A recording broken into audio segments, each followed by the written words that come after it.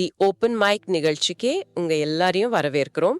இன்னைக்கு நாம சமீபத்துல சோஷியல் மீடியால ஒரு பெரிய புயலையே கிளப்பின ஒரு சம்பவம் பத்தி கொஞ்சம் ஆழமா பார்க்க போறோம். அனுராதா வர்மாங்கிற வங்கி ஊழியர் கடன் தவணைய சரியா கட்டாததுக்காக ஒரு ராணுவ வீரரை போன்ல கூப்பிடுறாங்க. அப்போ அந்த ராணுவ வீரர் கடனுக்கான வட்டி ரொம்ப அதிகமா இருக்குன்னு கேட்டப்போ அந்த பெண் ஊழியர் கொஞ்சம் கோவப்பட்டு ரொம்ப தரக்குறைவா பேசினதா சொல்றாங்க. அவங்க யூஸ் பண்ண சில வார்த்தைகள் உண்மையிலே ரொம்ப அதிர்ச்சியா இருக்கு. நீ படிக்காதவன், அதனாலதான் உன்னை எல்லைக்கு அனுப்பியிருக்காங்க, படிச்சிருந்தா நல்ல கம்பெனில வேலை பார்த்திருப்ப அப்படின்னு சொல்லியிருக்காங்க. அப்புறம் மத்தவங்க பங்கு சாப்பிடக்கூடாது, அது ஜீரணமாகாது, அதனாலதான் உன் குழந்தைங்க ஊனமா பிறக்குதுன்னு ரொம்ப மோசமா பேசியிருக்காங்க. இது அந்த ஆடியோலயே இருக்கு. அது மட்டும் இல்லாம தானும் ஒரு ஆர்மி ஃபேமிலி தான் அப்படின்னு சொல்லிக்கிட்டு, நீ நல்ல குடும்பமா இருந்தா 15-16 லட்சம் கடன் வாங்கியிருக்க மாட்ட, கடன்ல வாழ்ந்துகிட்டு பாடம் எடுக்கிற அப்படின்னு பேசியிருக்காங்க. முடிஞ்சதை செய், கடன்ல பிச்சைக்கார மாதிரி வாழ்றேன், நான் என்ன உன் அப்பா வீட்டு வேலைக்காரனா, இந்த மாதிரி ரொம்ப கடுமையான வார்த்தைகளையும் யூஸ் பண்ணிருக்காங்க.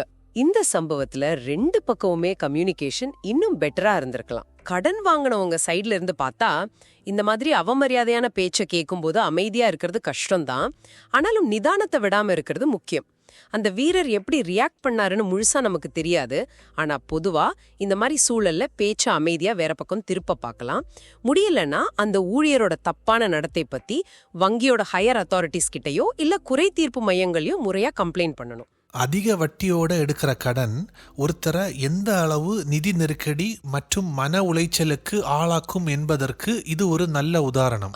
என்ன கேட்டீங்கன்னா, கடன் வாங்காமல் இருப்பது மிகவும் நல்லது. இப்போ மெடிக்கல் எமர்ஜென்சி, படிப்பு இல்ல பிசினஸ் ஆரம்பிக்கிறது மாதிரி அத்தியாவசிய தேவைக்கோ கடன் வாங்குவது ஓரளவு ஓகே. ஆனா வெக்கேஷன் போறது, காஸ்ட்லியான கேட்ஜெட் வாங்குறது மற்றும் தேவையில்லாத ஆடம்பர செலவுகளுக்கு அதிக வட்டியுடன் கடன் வாங்குவது முட்டாள்தனம். நீங்க சொல்றது ரொம்ப முக்கியம். ஆனா எந்த சூழல்லையும் இந்த மாதிரி பர்சனல் அட்டாக்கோ இல்ல அவமானப்படுத்துறதோ அதுக்கு இடம் கொடுக்கவே கூடாது.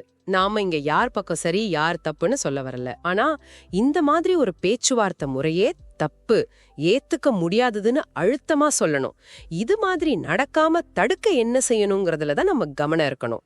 பல நேரம் ஒரு பொருள் மேல இருக்கிற ஆசையோ இல்ல அப்போதைக்கு இருக்கிற தேவையோ அதோட லாங் டேர்ம் விளைவுகளை யோசிக்க விட மாட்டேங்குது இல்லையா?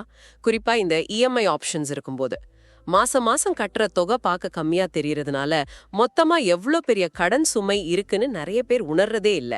ஈஸியா இஎம்ஐ கிடைக்குதேன்னு தேவையில்லாத பொருட்கெல்லாம் கூட லோன் வாங்கிடுறாங்க.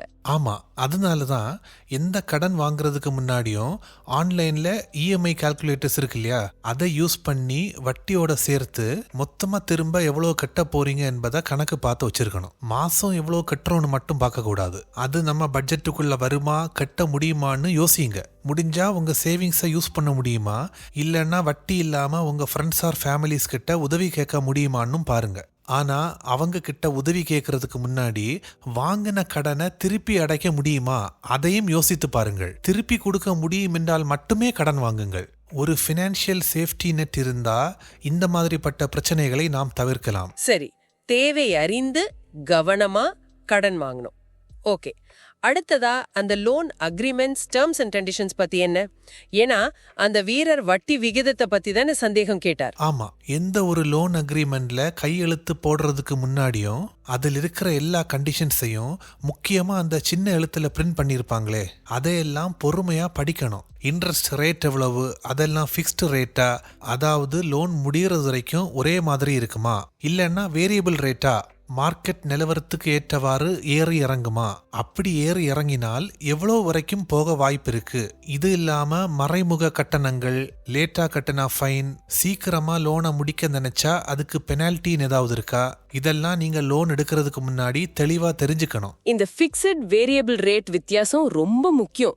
ஆரம்பத்துல கம்மியா தெரியுற வேரியபிள் ரேட் திடீர்னு எகிரி பெரிய சுமையா மாறிடும் வாய்ப்பு இருக்கு இல்லையா? அத பத்தி சரியா சொல்லாமலே லோன் கொடுக்கறவங்களும் இருக்காங்க. ஆமா, அதனால தான் டேர்ம்ஸ் அண்ட் கண்டிஷன்ஸ் உங்களுக்கு புரியலைன்னா கேள்வி கேட்க தயங்கக்கூடாது. உங்களுக்கு தெளிவான பதில் கிடைக்காமல் போனாலோ இல்லை என்றால் டேர்ம்ஸ் அண்ட் கண்டிஷன்ஸ் செட் ஆகாமல் போனாலோ வேற பேங்க்ல பெட்டர் ஆஃபர் இருக்கான்னு செக் பண்ணி பாருங்க. இப்போலாம் சில ஆப்ஸ் கூட இந்த மாதிரி விஷயங்களை சிம்பிளா புரிஞ்சுக்க உதவுது. தேவைப்பட்டா ஒரு ஃபினான்ஷியல் அட்வைசர் கிட்ட கூட ஆலோசனை கேட்கலாம். அவங்க உங்களுக்கு புரிய வைப்பாங்க. ஃபைனான்ஷியல் அட்வைசர்ஸ் பொதுவா சொல்ற மாதிரி நம்மளோட 3 to 6 மாச அத்தியாவசிய செலவுகளுக்கு சமமான பணத்தை சேமிச்சு அத பேங்க்ல ஒரு சேவிங்ஸ் அக்கவுண்ட்லயோ இல்ல ஈஸியா பணமாக்கக்கூடிய திட்டங்கள்லயோ வச்சுக்கணும். திடீர்னு வேலை போறது, மெடிக்கல் செலவு மாதிரி எதிர்பாராத கஷ்டம் வரும்போது கடன் வாங்க வேண்டிய நிலைமைக்கு போகாம இருக்க இந்த எமர்ஜென்சி ஃபண்ட் ரொம்ப உதவும். இதுதான் ஃபர்ஸ்ட் சேஃப்டி நெட்.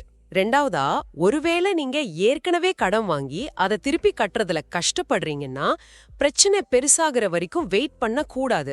இந்த சம்பவத்துல நடந்த மாதிரி கடுமையான வசூல் கால்ஸ் வர்ற வரைக்கும் இல்ல லீகல் ஆக்ஷன் ஆரம்பிக்கிற வரைக்கும் காத்திருக்காம நீங்களா முன்கூட்டியே பேங்கையோ இல்ல கடன் கொடுத்த கம்பெனியோ அணுகணும். உங்க நிலைமைய ஓப்பனா சொல்லி மாசம் கட்டுற இஎம்ஐய குறைக்க முடியுமா, இல்ல கடனை கட்டுற காலத்தை நீட்டிக்க முடியுமா, லோன் டென்யூர் எக்ஸ்டென்ஷன் இல்ல கடன் மறுசீரமைப்பு லோன் ரீஸ்ட்ரக்சரிங் மாதிரி ஏதாவது வழி இருக்கான்னு கேட்கணும். நிறைய ஃபினான்ஷியல் இன்ஸ்டிடியூஷன்ஸ் உண்மையாலுமே கஷ்டத்துல இருக்கிறவங்களுக்கு உதவ முன் வருவாங்க.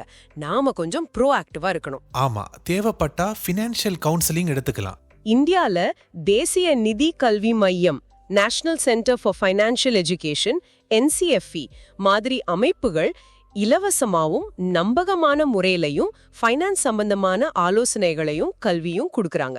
இந்த மாதிரி ரிசோர்சஸை யூஸ் பண்ணிக்கிறது நல்லது.